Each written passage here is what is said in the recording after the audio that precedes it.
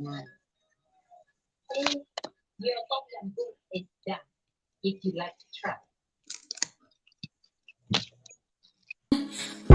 of thousands on my right, thousands by my side. War between good and evil, watching our fists collide. Battle for our freedom now, to the streets we ride. Flags waving all around, pages full of pride. This is where we make a stand, no more give or take. March around the Capitol, storm the city gates. Putting pressure on their necks until the truth breaks. All walls of corruption, take out all the snakes. Star Spangled Banner, got it playing loud and proud. People from all walks of life filling up the crowd. Defend the Constitution, many warriors have vowed. Casting down any among us who have bucked and cowed. Enough for tyranny, we come to take our country back. For all citizens, white, red, brown, or black. Return her to a form of glory, fix their blood and crack. On the crown, fetch a gown, it's going down.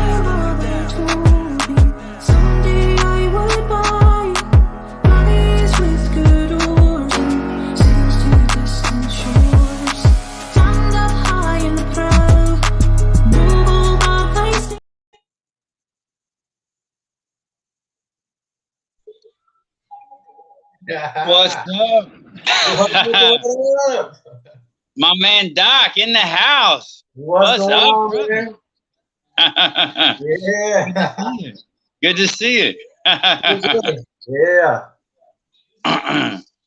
So, well, for everybody tuning in, welcome to the today we're calling it the Daily Out Cruising podcast with my brother Doc, and we're going to be doing suicide prevention for U.S. military veterans suicide. Co-host and interview live with Doc himself. What up? What up? Yeah. So, Doc, tell the people, everybody's wanting to know a little bit about you. So you were in the military, right? Yeah, so I served 2004 to 2007 active duty, and then reserves from 2007 to 2012. Was artillery. I did my time in Iraq. I was a gunner and a driver over in Iraq. So, I did what I had to do over there, and was blessed to be able to come back here to the States, So. Well, I it's a blessing that you made it back to the States, because a lot of guys they didn't make it back. So Right. I like to keep all them guys in our prayers. Anybody watching who's got any family out there who never came back home from being deployed, we send our thoughts and prayers and blessings to you and your family.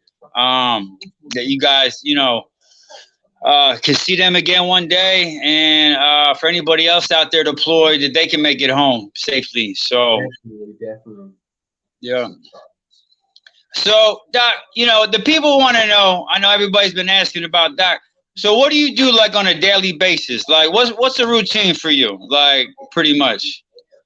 Well, it's busy. As they say, I go. But I have a regular 9 to 5 type job. I work military for the military and for the Air Force Base. So I go to work, and I work still for the military as a civilian now, and I love that job, and I love the structure because it's still military based, and that's what I love. I love the structure, I love that stuff. But besides that, everything that I do outside of work, my normal job is normally for veterans and giving back to the community. So that's why I say daily out cruising, because I'm out every day. After work or before work or whatever I got going on. Either going out to give back to the community in some way, or to a meeting, or connecting with the VFW or the Elks Lodge or American Legion or different veteran organizations out here that need help or need a hand, and so I jump on my bike and I go see what I can do to help out. Yeah. So how was the Christmas? Were you guys doing like any functions for anybody for the holidays, or? Yeah. So for Christmas, what we did is we got with Penny Lane, and Penny Lane works with troubled youth or kids at risk, I should say. So they have different programs there with kids that are either in the foster care system or in some kind of boys' home, girls' home, stuff like that, or going through, you know, difficult times with their families. And so we were able to bring toys to over 120 kids, I believe it was.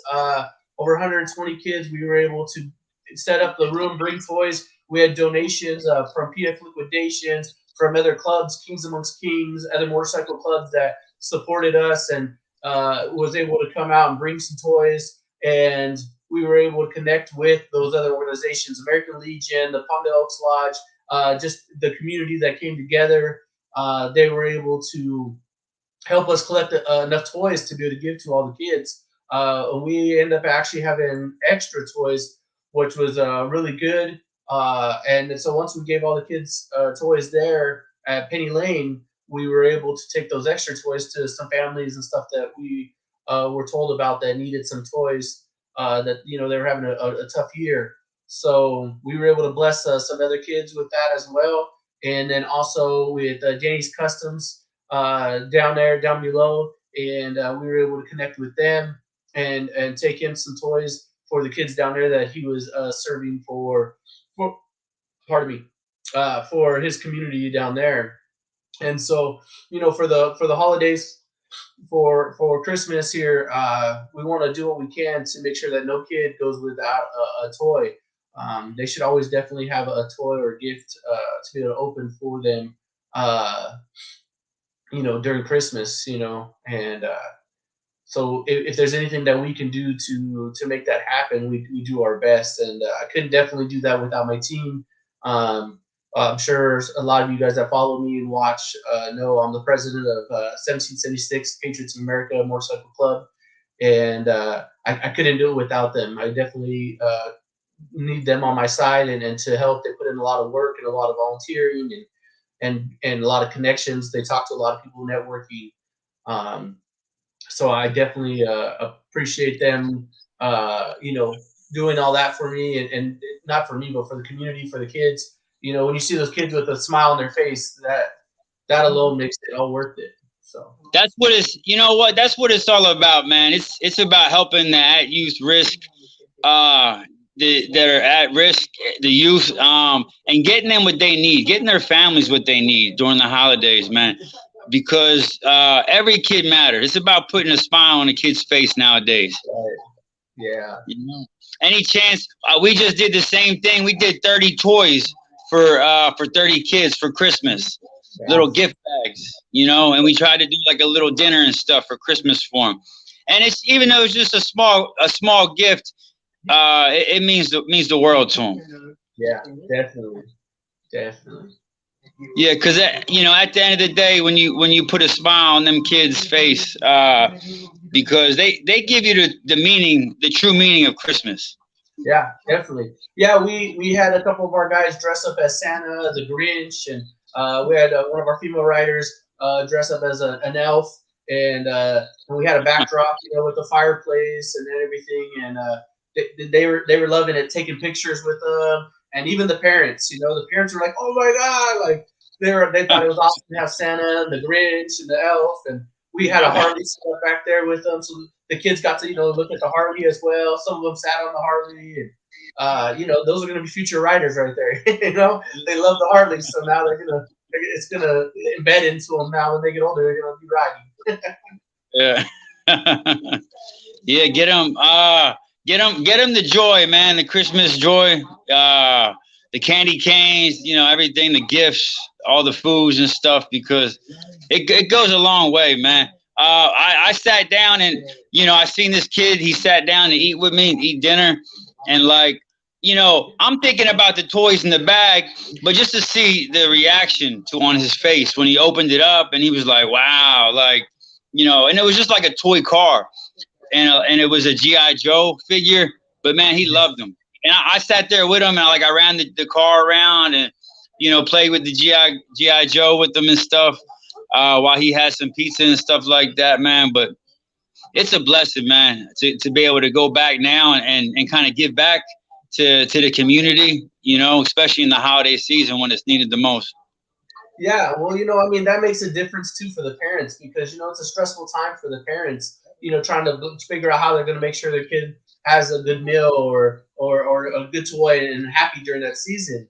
So just by doing that, not only we're affecting the kid, we're also helping the parents. So the stressful time that they're going through during that time of year, they want to make sure they provide the best for their kid. And so by us helping and being able to do that, we're putting that smile on that kid's face, which also relieves the stress on the parents so that they see their kid happy and receiving toys that they may or may not have been able to provide at that time. Yeah, amen, brother. Amen. So Doc, tell us about your new year. What's a typical new year for Doc? Like, are you watching the ball drop? I mean,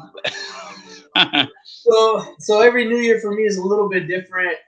This year we changed it up a little bit. We went actually out to the desert, to Cal City area, and we went camping and went off roading.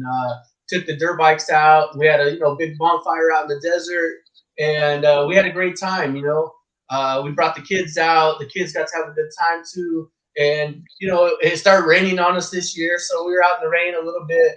But hey, what's wrong with a little water, right? But we were out there having a good time, and but like I said, every year is a little different. I try to change it up. But this year we decided to go camping, and that was a really good experience this year. Like I said, it got a little wet, but that just made it a little more fun. Just dance in the rain sometimes, right? You can't chase it, you can't run from it, so just dance in the rain. yeah. Yeah. Well, and it's the new year, 2023, bringing in the new year. So, did you have any New Year's resolutions for this year? Something you didn't do last year that you kind of want to do this year? So my for New Year's this year, I don't really do the New Year's resolution thing, but I do focus on, okay, like this is a new year. I try to plan out the year, try to figure out what we can do and how we can impact the community, how we can help veterans, how we can connect with, doing that type of stuff, and who I can network with, like yourself. We've been following each other and talking to each other about different things, and I see, what you got going on. So that's why I'm here today. And I appreciate you having me on. That's a big thing right there. So I appreciate you. So that's the thing, is trying to figure out what's the best way we can network with others to be able to make a bigger impact. Because one guy can only do so much, but you get 3, 4, 5 of us connected in different areas. Next, we make a bigger impact in the community and be able to help our veterans and put those smiles on kids' faces. And that's what we're here to do. We're here to make a difference and help every veteran that we can, one veteran at a time, as many as we can. Hopefully, with the new year, we can try to get some new veterans some services, or some housing, or maybe some mental health. Some mental health help from the doctors. So yeah, definitely. Yeah, so I with that we were talking about there is I've been connected with Project Homage to Our Heroes. They you've probably seen some of my stuff with them. They take veterans out fishing and hunting and do different activities with them. Taking them maybe bowling or different stuff. But they also started a thing which I thought was really cool, and I got to be part of. Is out here at Medrano's, they meet once a month, and they can help veterans get connected to the VSO and to the veteran services so that they can get that help that they may need. And so that's something that I'm a part of, and I'm excited to be part of. Once a month we get together with them. We actually have the VSOs come out. We have the veteran reps come out from the VA, from different organizations like that, to help them get the services they need. And it's like a one-stop shop that the veteran can kind of get connected with everybody. They may not be able to do everything right there on the spot, but they could at least get their contact info, find out what their next step is and what they need to do to get connected. Yeah, that you're talking about the one that was on October 22nd, right? Yeah, correct. So we did that October 22nd for suicide awareness, and with Project Homage to Our Heroes. And then also, obviously, a big sponsor with that was PF Liquidations. They were able to help us feed over 300 veterans free tacos that day. So that was pretty awesome that PF Liquidation helped us do that for veterans. And so we want to give a big shout out to them. And then obviously Russ Brown, they sponsor our events and help us get everything that we need to be done to do those, as well as where we do the event is Antelope Valley Harley Davidson in Lancaster. They've been a huge support for our veterans and our community, being able to help us connect and have our events there at their location. Nice. Nice. And that's what we do here, man. We do suicide prevention, and they say 22 veterans a day commit suicide, and so our goal for anybody watching is to try to get that number down to 0. Yeah, that's definitely one a day is too many, but 22, that's wow. Yeah, and if anybody knows anybody who's contemplating suicide or knows somebody who already has, we pray for you, the ones that had lost. And if you know somebody who's contemplating, have them reach out. Have them reach out to us here on the show. Send us an email, a private email. Actually, we're going to post Doc's information. You can reach Doc personally at IG, and that's at d.o.c_culture, CULTURE. And or you can message Doc at his Facebook, which is at David Doc Manzo, and he can kind of try to help get you guys the help that you need if you're contemplating suicide, if you're a military veteran, if you're active duty, if you're a family member to somebody in the military who needs help. Contact us. And we'll try to get you the help you need, get you to talk to the right specialist that you need to.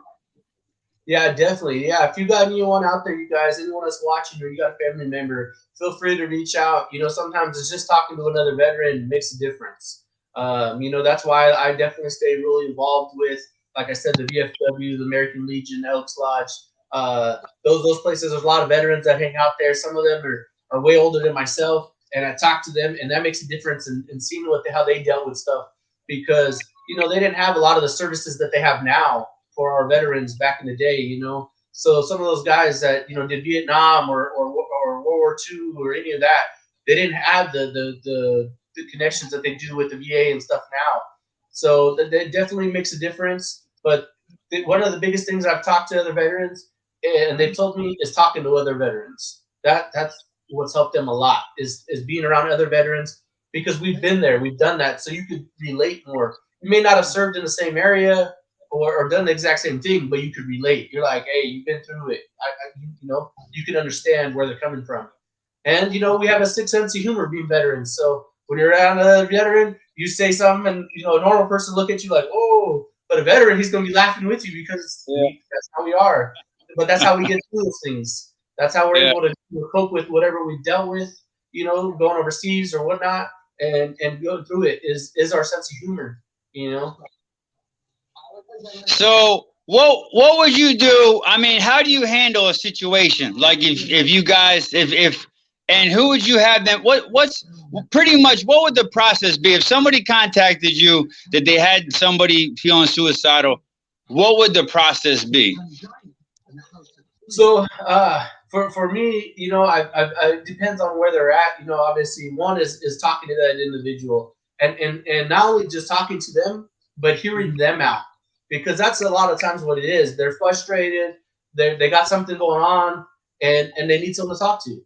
That's the number one thing, is listening to them. Because really, the fact that they're on that edge, or they're done, a lot of times once they vent and let that out, then they're okay. But they needed someone to talk to. So don't be quick to go and tell them what they need to do or whatever. Let them know, hey, I'm there for you. You're not alone. And hear them out. Let them talk. There was that famous picture about that gentleman that was on top of the bridge up in San Francisco, and that cop that stayed there with him for, what was it, like 2 hours, and all he did pretty much was stood there with him and let him talk, and then he ended up coming back over the bridge, and he saved his life. Why? Because he was willing to listen to him. That makes the biggest difference.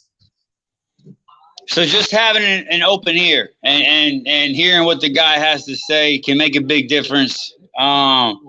you know, and keeping him calm and getting him to the right place to talk to the right people afterwards. Hey Doc, we got another guy. He wants to jump on with us. Is that all right? We're gonna 1 second. Hold on, Doc. Hold on.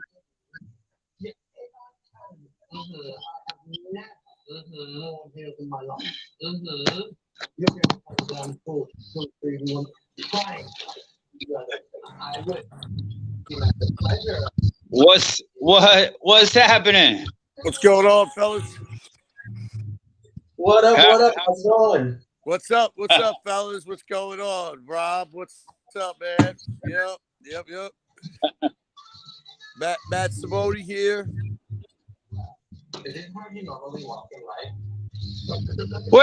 Where are you at, Matt? Yeah, I don't know if I had a little bit of trouble getting on, but it looks like we're all good. My background's a little jacked up, but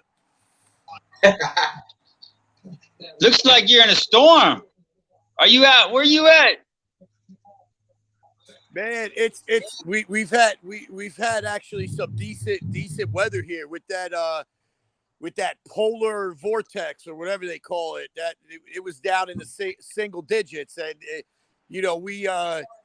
Rob, I think we're out in the wooded lots a lot, and the homeless vets, the veteran encampments, and man, I'll tell you what, these guys, man, it's no joke out there. We're trying to really put some light on it because it's been kind of crazy. I don't mean to jump into the conversation and change up the topic, but I'll just put that out there. No, that's good. Being out there feeding the homeless vets, that's good, man. So thank you for what you're doing out there. I appreciate that. I've done that out here in California. I used to go out pretty often, and we used to hit the homeless encampments. And here in the desert, they dig down in the dirt because it keeps the temperature pretty even if they dig down, and then they build the shelter up. So it's definitely different out here in the desert where when they're out in the camps. And you to come here and experience this kindness. California, from what I understand, I mean, I've been to Cali. I've spent some time out of Cali, but when I was in the service, but y'all got a lot of homeless vets out there. Yeah, definitely. They have Vets Row right down there in Sepulveda by the VA Center, and crazy. There's just too many veterans that are out there that are homeless, and it's good to get them connected though with the resources that are available for them.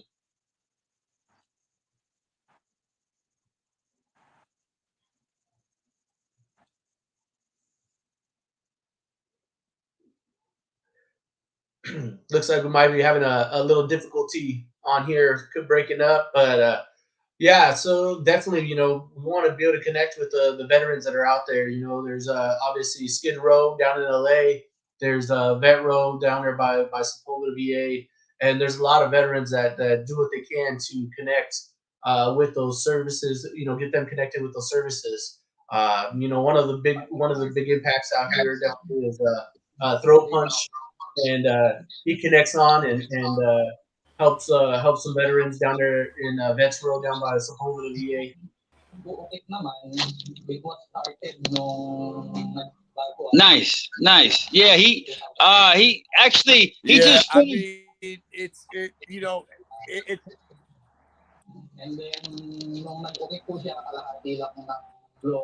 Bravo Foxtrot.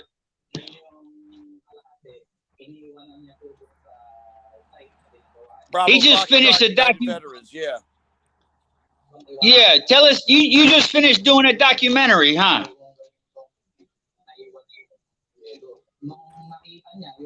A movie. He just got done making a movie, Doc. Yeah. All right. We're out here in it's called Long Island's Forgotten Heroes. And the reason we made it it was this, right? So when we started the organization, Bravo Foxtrot, you know, I'm prior homeless vet myself. I was down in Virginia Beach.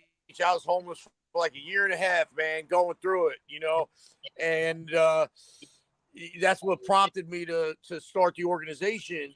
We got really involved with the community, you know, veterans organizations and whatnot, and everybody from the Department of Social Services to the police department, they're all saying, you know, well, yeah, we have a homeless issue, but there's little to no homeless veterans. And I raised my hand, of course, and say, you know, guys, listen, we've only been in operation for a year. I got 47 case files on street homeless veterans right here within the community. And that's what prompted us to make the documentary Long Island's Forgotten Heroes, because I mean it's ranging from Desert Storm, OIF, OEF, OND vets, Iraq, Afghanistan veterans, and we're out here. We're out here, and you know, it's unfortunately, you know, some guys might have got out on an OTH or maybe whatever it was, you know, and they deployed. You went downrange. I don't care what it is. You know, you need a little bit of assistance, and the other thing is that a lot of guys they don't want anything to do with the VA, or you know, because the VA gets such a bad rap, you know, for not doing the right thing. So we're trying, we're doing our part. What we started to do was something called AOR, like y'all know in the military is an area of responsibility. But we use it for we call advocacy, outreach, and collaborative resources, because we don't have any money really. We get very little donations for the most part. It's self-funded, and you know, so what we do is we get resources, gather resources, and the ones that we vet and we find are decent enough to pass along to our veterans, we try to connect them to those organizations.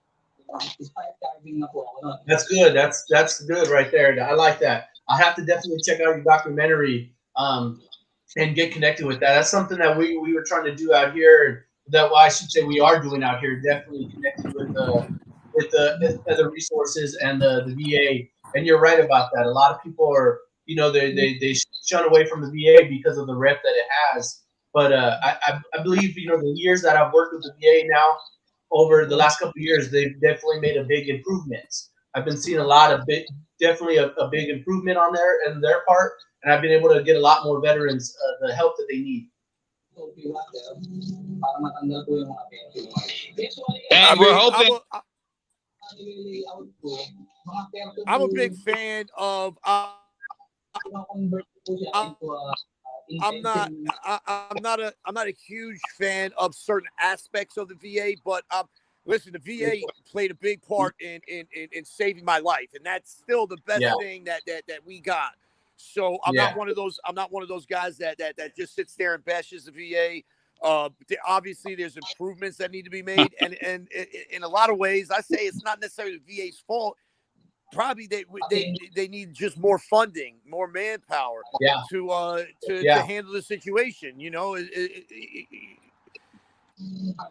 I definitely agree with you on that, and that's what I think it is, because you know they have so many veterans that need the help, and they don't have the manpower to be able to help them. So it delays things and makes things take longer, and then some of us vets, we just get frustrated, you know, and you know we're dealing with PTSD or whatnot. So you know, being already having those issues and then having to wait so long, then we get frustrated, or we just say, forget it, it's not worth it, and we back off. And you know, that's what I did. I did that for years. You know, I got out and I did years without going to the VA until I finally hit rock bottom, and somebody came out there and helped me and got me connected and walked me through the process. Yeah. Man, same story right here, brother. Yeah, I mean I think that's one of the, you know, all too familiar for a lot of us. Yeah. So that's one of the things. With that said, that's why I have this event coming up in April. Every April, I always do an event called Doc's annual Veterans fundraiser. And with that funds that we get, that we come in, there's a lot of red tape for the VA. Well, for the VA and different things, they have the red tape, right? Because they're limited on what they can do sometimes. So in April every year, what we do is we do a big event, and it's called Doc's. Like I said, Doc's Veteran Annual Veteran Fundraiser. And with that funds, we're able to help vets that don't have that don't qualify for something because of one little thing, but they need the help. You know what I mean? So we're able to kind of be like the bridge in between that to help them before they, because they may not qualify quite because of one little thing, So we're able to help them on that end and be able to connect them with that and try to see what else we can do with that. And then obviously helping those other programs and different stuff that we do here. And then going out to the encampments and finding the veterans that may need that one-on-one with the veteran to be like, hey, bro, look, I know it's frustrating, I know it's hard, but you don't have to do it alone. You know what I mean?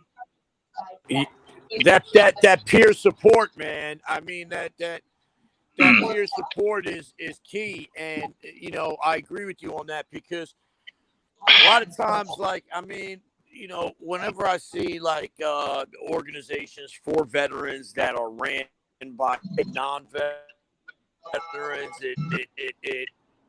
it's questionable for me. And I don't get me wrong. I mean, I welcome any assistance and any light that can be put on the issue. But there's nothing like peer-to-peer support. Veterans linking up, and we're a relatively small population. I think it's only like 1 or 2% of American population enlists in the military. We don't represent a whole lot, but we're an important population, and a very important population, and and it deserves attention. Whether you're Democrat or Republican or wherever it's one of those things that should just be unanimous. Right. It doesn't matter your political beliefs. It matters that we're here to help one another. Yeah, man.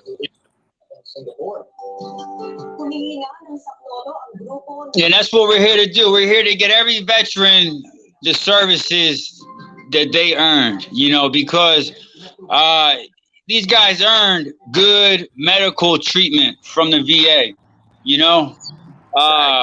they signed up. That's, they're not asking for stuff. This is stuff that they already earned. When they swore in and put that uniform on and they served, earned good medical treatment, good VA coverage, good mental health coverage, so these guys, we got to get them what they deserve. And if they're down and out because they came home from war and they don't have their family around anymore because they spent 10 years deployed and they come back to nothing because there's nothing here for them to call home. And now they're homeless from the streets because they don't have a job or a family, or they're even qualified to do a job because they're not. So now they're unemployed. And these guys are homeless. It's our job to go find these guys. These guys are missing in action. Any homeless is missing in action. That's right. Yeah. That's music to my ears. Yes, sir. Because you know what? I mean, I couldn't even say it better. I agree 100%. And it's messed up that we get out of service when veterans are getting out of the service and then they're discharged. There's little to no. I mean, we're giving the convicts who come out of a penitentiary, they're given a halfway house and they're slowly integrated back into society. And coming from the military where y'all know how it is, and everything's regimented down to your dental appointments and where you got to be.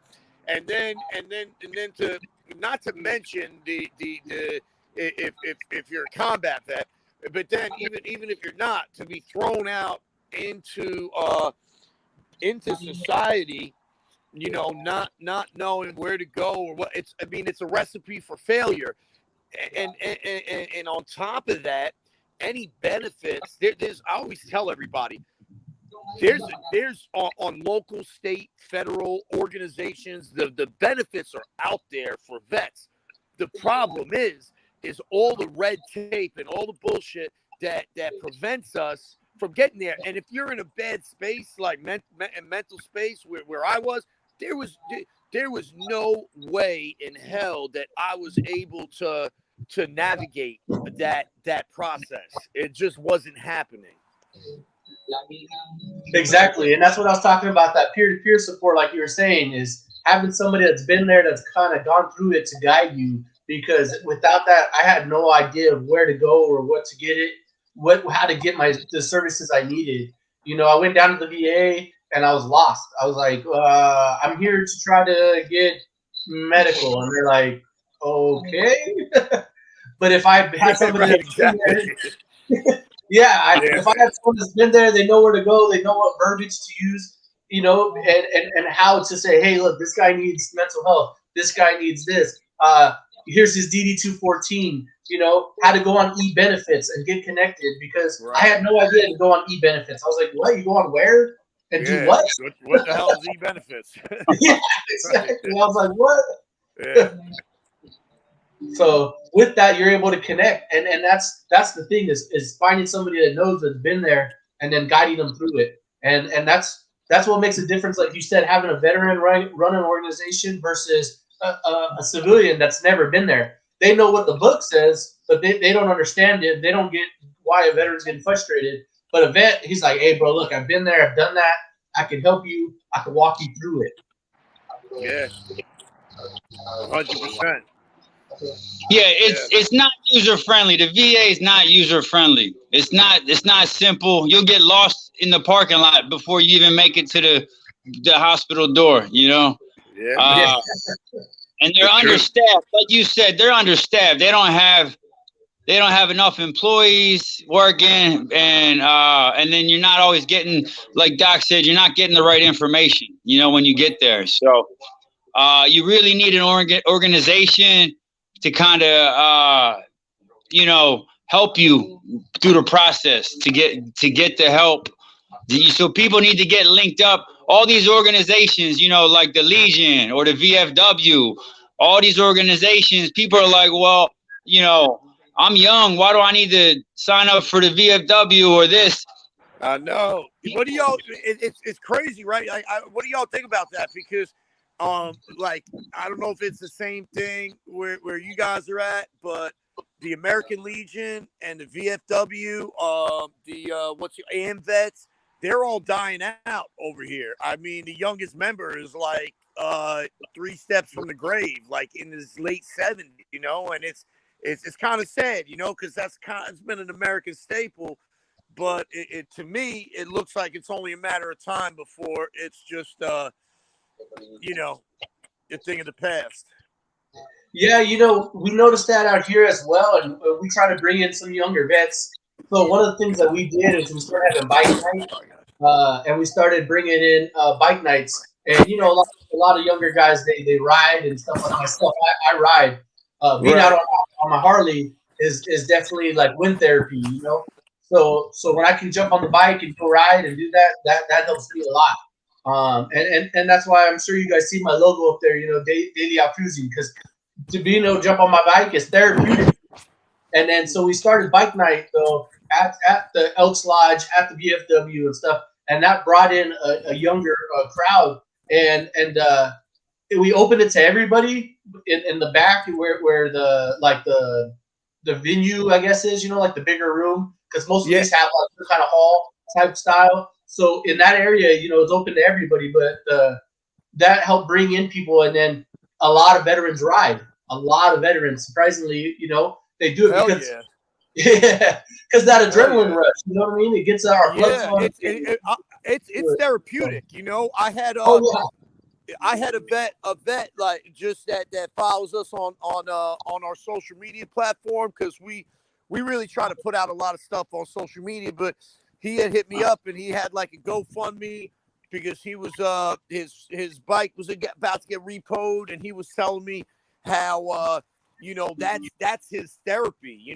Riding it's truly his therapy. And I chopped it up with him for a little bit, because I just I got to be careful, because if I put something out, that means that we support it. You just got to watch everything. But the way he explained it to me, I was like, yeah, man, I see what you're saying. I mean, that's something that could be, I mean, it may sound crazy to some, but could be life-changing or possibly even life-saving. I mean, I know it sounds a little far-fetched, but really, you never know. Yeah, no, but it's right there with you. I agree with you, because it is that for me. I've been riding for years, but the last couple years, it's where it's when I hit my lowest point, and I was homeless at one point as well, and then I got back on my feet, and a buddy introduced me like, hey man, telling you start riding. I was like, I've ridden before, no big deal, no big deal. And I was like, I've ridden, it's no big deal. Then I was like, all right, I'll go ride for him, go ride with him a little bit. And I was like, you know what? It made a difference in my life. And now I do it all the time. And it'd be even something short. They're just like, hey, we're gonna go here and do this. I'm like, all right, I'm jumping on my bike. Yeah, man, right on, man. Yeah, I mean, it's yeah. I always there's something about being on the open road. There's something freeing about it. It's like what my what we call meditation in motion, I guess, is like a term that that we use or something like that. We should do a bikes for vets and a 22-mile ride if we can get one together. Yeah, man. Hey, I want to ask your guys' opinion on something, right? Because the 22 a day thing, it's crazy, right? And then I was looking at the CDC, right? And as per the CDC, for every successful suicide, there's 25 suicide attempts made by veterans every day. So that equals 550 suicide attempts made every day by vets, and over 270,000 a year suicide attempts. But the 22 a day thing, what I question about that is, I think the number might be higher, because that doesn't account for drug overdoses. So I feel like that number is a little low. I agree. I definitely agree with that. I was doing a little bit on that too, and I was talking about suicide affects, all ages, and it's in the top 9 leading causes for death, for someone to take their lives, in the top 9. But like you said, they don't count. They don't count overdoses or any of that stuff. Right. In reality, it's probably in the top 5. If you count everything like that, it's probably in the top 5, and that's sad. That somebody is going through something hard enough that they want to take their own life, and we want to be able to change that and be there for them. It's wild, man. It is. It's crazy, and I was it was definitely something that I was hid and was ashamed of, but I attempted to take my own life back in 2017, and that's something that is very close, very near and dear to me. So it's something that mental health in general, I would say, it's something that's it's important, man. Let's call a spade a spade. It is. It's a big part of it. Yeah, so definitely with that, I mean, there's too many out there, and it's mind blowing how many people are going through some stuff, but we don't know about. We have no idea. you know, just walking down the street, you know, people say, you know, it's not like it used to be where you just say, hey, good morning, you know, whatever. Now everyone just kind of mad dogs each other and walks past each other like they don't exist. And I think that makes a big difference. It's just telling somebody, hey, good morning, how are you doing? You know, treating each person like a human and showing some love makes a big difference. Yeah, right on, man. That's the truth, man. You know, it really is. It really is. A little bit goes a long way.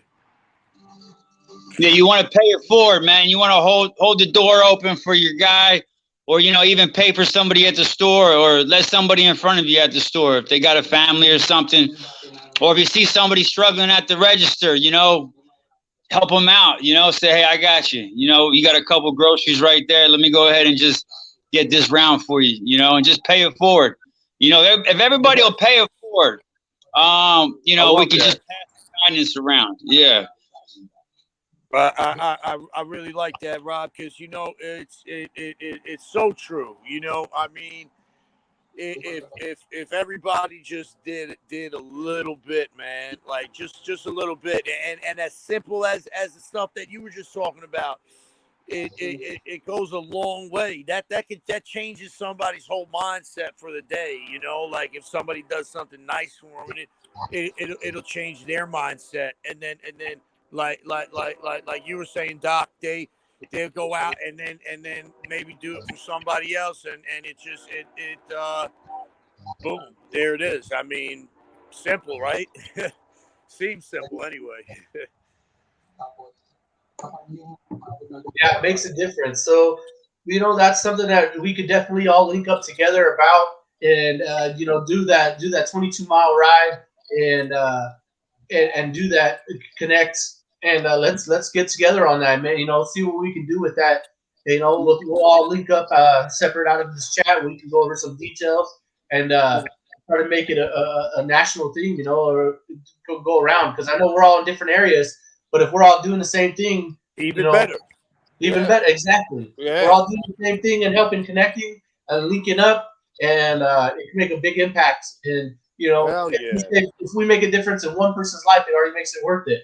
You know. Yeah, oh man, I agree, man. To start the coalition, you know. I mean, because it's not, you know. I mean, real talk, because it's this is, we're all over the nation. I mean, it's anybody who served knows. I mean, you know, you know people from pretty much every state. You know, it's crazy. So. Yeah, I mean, if we're just helping one veteran at a time while we're doing it, you know, getting them the help that they need, and yeah, man, you know, yeah, we could definitely link up and do this. I would. Yeah. I'm open. I'm open to that, man. I'm open. Our organization is open to anything pro-veteran and anything that is, you know, with real people, real vets, you know, like you guys.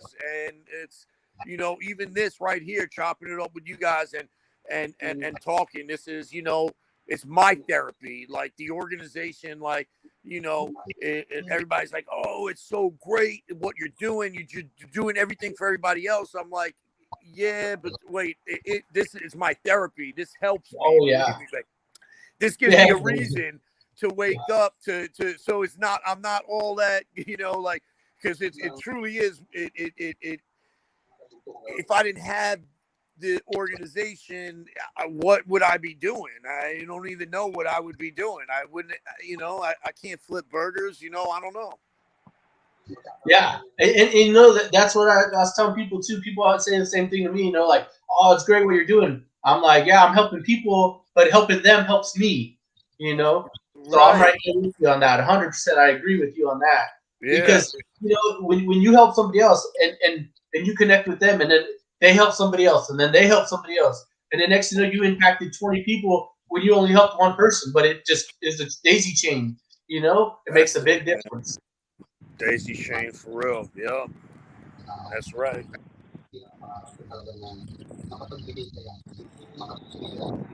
Well, what's the deal? What's going on next for you, Bravo Foxtrot?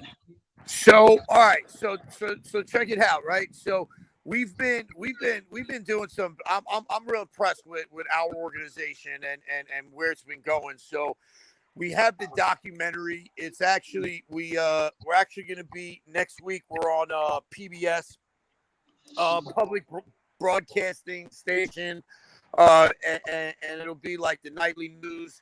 I'm not sure how it varies state to state, but in any case, we're putting the word out there, and every day one of the biggest things is the advocacy, which is us spreading the word through media. We're constantly trying to get in contact, say like, hey, listen, this is real.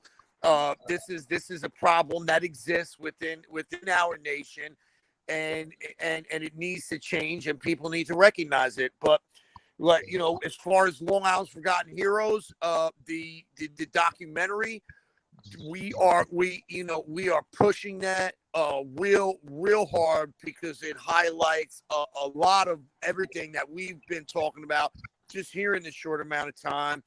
And in between that, man, we're out, you know, boots on the ground, like I call it, and out there helping these guys. You know, we take the community, the people, our friends, local businesses, they donate goods, and we freely distribute it to the veterans that are most in need. We don't sell it to try to make a profit. You know, a lot of organizations do that. No, we freely distribute any and all donations that are given to us. We draw zero salary, and you know, we're in this for the right reason. So, you know, I hope that you hear a lot more about us, man. And man, it's real. I really appreciate you guys, and thank you, Rob, for inviting me on and having me. It's truly appreciated. Yeah, brother. It's a blessing every time you get with us, man, because you're always bringing something new to the discussion. As far as, you know, our veterans and our soldiers getting out of the military. I think a lot of it has to do with linking up with our guys when they first get out the Army. From day one, when they get out, you know, going over, getting with them before they discharge, and getting them a packet on what's available, you know, what organizations are out there, what these organizations are offering, where the VA is in their area, how to get there, how to utilize the services. Give them the numbers, the phone numbers, give them all the information from day one. So, because a lot of these guys, when they get out, they don't even get a copy of the DD-214, right? Because they don't think they need that. Fucking crazy, bro. Yeah. And so 10 years later, 5 years later, when they finally need the VA help, they need the DD-214, and guess what? There's no copy, or it burnt down in the archives, you know? So. Yeah. Yeah, and you know, I think that's the biggest thing is knowing what you need when you get out and getting the right tools. You know, when I got out, I was out in the East Coast at Fort Stewart, Georgia, out by Savannah, and you know, I was like, oh, I'm going back to Cali, and I'm gonna do my thing in Cali. Didn't even think about filing a claim or getting connected with the VA and getting services. I was just looking at what's my next job. What am I gonna do? You know, I was like, hey, I gotta work. I gotta do this, and then I was like, how do I translate my military experience to the civilian world? I was like, oh, what do I write? I was a gunner on top of a Humvee. They're like, yeah, how does that work in the civilian world? You know what I mean? Yeah. I was like, oh, that don't work. Yeah. I know how to break down an M16. How does that work in the civilian world? You know? Yeah. So you gotta. I can feel the hell out of an M4. Now, help us understand and help us. Yeah, so you know, we're gonna break that down from what you did in the military side. You know, if you were in leadership, if you were a sergeant, so you're like a manager in the civilian world. You know, and if you were in charge of a mission or you planned something, you know, you did organization. You know, so being able to translate that from military terms. You know, if I write on a resume, oh, it was 13 Bravo artillery, they'd be like, yeah, okay, what does that mean to us on the civilian side? You know, so you have to really break that down to what jobs you can relate to and how you can put it with the civilian side. You know, you work in a environment with veterans and it's a diverse environment. Well, that's good in the civilian world too, but we don't know how to break that down a lot of times. A lot of veterans don't know how to do that. Yeah. Yeah. That's true. Very true. Yeah, and then on top of it, good luck trying to get connected with a company now and even apply for a job. You know, they got these buildings. You can't even get into a building to do an interview nowadays. You know, between security and you know, and that's if you know where an office is to apply. You know, everything's online now. So these guys, they don't have the skills. Come on, like you're out here, you know, fighting in Iraq. You're not a computer whiz. A lot of these guys, you know, and then everything's on the internet now. And they get back here. How do they even use a computer? You know, to even get on there and build a resume. And then even after they build a resume, they don't even know what jobs to apply for, or you have to critique your resume for each job. So it's a hassle to even apply for a job. Yeah, you know, and there's different things out there. They tell you to apply like government jobs, right? It's like, oh, you have to go to USA.gov and apply on there, and then you go to another one and you have to go to Indeed, and you have to go to this one, and it's like I got to go on 10 different websites just to apply for the same job. Yeah, that's that red tape I was talking about, man. It's like it's crazy, you know. I mean, really, I mean, coming from military, you know, active, and then trying to navigate all that. I mean, who's really doing all that? Really, I mean, it ain't happening. I mean, far and wide, I say the vast majority. You know, for sure, it ain't getting done.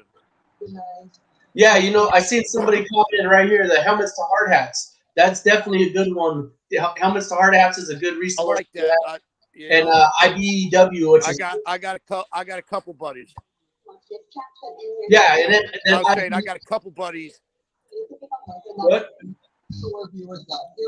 I was saying I got a couple buddies in that vets that got out and went through the helmets to hard hats program, and it actually worked out well for them.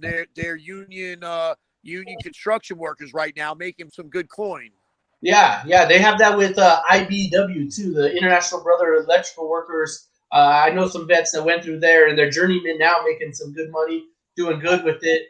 But you know, that's the thing, is knowing about those programs. You know, if you get a vet that gets out, like you're saying, you know, they get out right out of the military, the Army, Marines, whatever, Navy, and they don't know about those things, then how do they get connected? So having a resource for them to be able to get those services right when they're getting out, and knowing, hey, I have opportunity out there to connect with IBW or helmets to hard hats, you know, it's a good source, and that's something that we definitely I think make a big difference on. Hey, fellas, I want to say thank you so much again. And I don't want to be rude. I apologize. I have to run. But before I go, I always say it's Bravo Foxtrot's motto. And my motto is God bless our troops and God bless the principles that made our great nation free. I love it, man. I live by it. So I love y'all, man. Let's stay in touch, please. You hit me up, email. I want to, Doc, I think, Rob, I sent it to you, but I want to send you all the, at least the, check it out. Yeah, definitely. I appreciate you. Thank you. Nice meeting you. And let's definitely link up some more. You will not take action. It will just stay in that same space, and it becomes stagnant. Then it really just becomes flooded. Now moving on to files, folders, things of that nature. How do people organize those? Here we got Carlos. He said that's what makes us as voices for them, and we got to get out there and help them out. Yeah, absolutely, Carlos. Yeah. Yeah, so that's the thing is getting out there, being a voice for them, you know, speaking up for all of our veterans, because I think that's one of the biggest things that leads to suicide for our veterans is getting out and being frustrated, trying to figure out what we're going to do when we get out and transitioning back into the civilian world, you know, and that's what we're talking about today is the suicide and and how that affects us, and not only how it affects us as veterans, but our families. You know, those that have to deal with the aftermath of what goes on. You know what I mean? If you have a veteran or anyone that takes their own life, how is their family going to function afterwards? And what do they have to do and pick up the pieces that veteran or that individual left behind, that now the family has to pick up and try to figure out what to do without them? But that's what we're here for. We're here to get these guys the help that they need, because it's life or death. You know, 22 a day, these guys aren't waiting around to get the help that they need. If they don't get it right away, then they're going other routes to take that pain away immediately. Exactly. And so, you know, we need more organizations open 24 hours. And we need somebody on duty outside the VA. I've been saying this 24 hours on duty, not inside the VA, but outside, maybe in like a mobile resource van parked outside every VA. And they help walk them through. And then if the VA is not open, then they can get them either like a housing for the night, a cot somewhere, or maybe if they need some mental health, they can contact somebody, or at least get them the help they need after hours. Because I think, you know, the VA, it's only open for so many hours. So 24 hours a day, these guys, they need some help, you know. So the problem is after hours. I think after hours, you know, 5 p.m., everything's closed at the VA. Yeah, exactly. So I agree with you on that. Definitely 100%. Some kind of 24-hour service will be definitely a big impact, and I think that will make a big difference. So that's definitely something, you know, that needs to make a difference, you know. Yeah, and you know, like they say here, Carlos says you can lead a horse to water, but you can't make him drink. Yeah, that's true. Yeah, you can lead them, but that's the thing is leading them to the water. You know, at least giving them that option, that they have that ability, that resource that's available to them. But a lot of times they don't know about the resource. They don't know what help is available to them, or being able to get that. You know, and that's one of the reasons why we do that in April. Every April, this April coming up is April 8th. April 8th at Allen Valley Harley, we're going to be doing our Vets fundraiser there, Doc's annual Veterans fundraiser. And I hope I love everyone that comes out and supports that and takes care of it, because we're able to use those funds to help other veterans that need it. You know, veterans that are going through a hard time, veterans that need that connection. And that money that comes in from that day helps fund to help local veterans that are here. And everyone that we can connect with and help with makes a big difference for that. And we appreciate what you're doing, Doc. You know, you know, your boots on the ground for these guys on a daily, weekly basis, out there getting them what they need, the supplies that they need. If we can try to get you any donations, I don't know if you guys take donations over there, but if anybody wants to donate to Doc and his cause, contact him on his IG and his Facebook, and we can try to get Doc to some more supplies for some of these veterans, some of these homeless veterans, or some of these veterans dealing with mental health issues, or and get them, you know, clothing or housing, or maybe sometimes it's just a haircut, or, you know, maybe like Doc said earlier in the show, maybe it's just a conversation, somebody to listen to and talk to for a little while.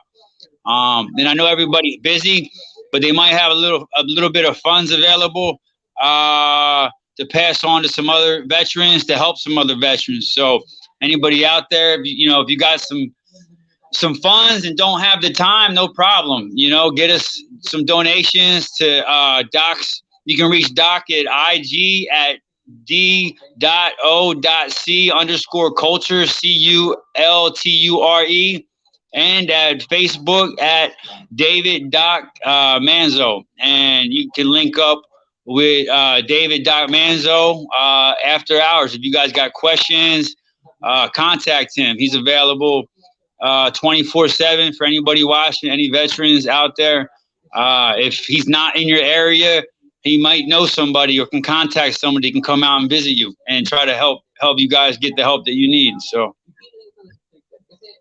Yeah, definitely. So once again, Rob, I just want to thank you for having me on the show. And the more we can all connect and be able to do it, we can make a bigger impact on our veterans. And so I just want to thank you for what you do and connecting all of us. And I appreciate that. And keep doing the good work that you're doing. I appreciate you. All right, brother. Well, till next time, I'll see you. And we'll try to do this again soon, brother. Yes, sir. Definitely. Thank you. Have a good one, sir. Have a good one. The rule is going to include extra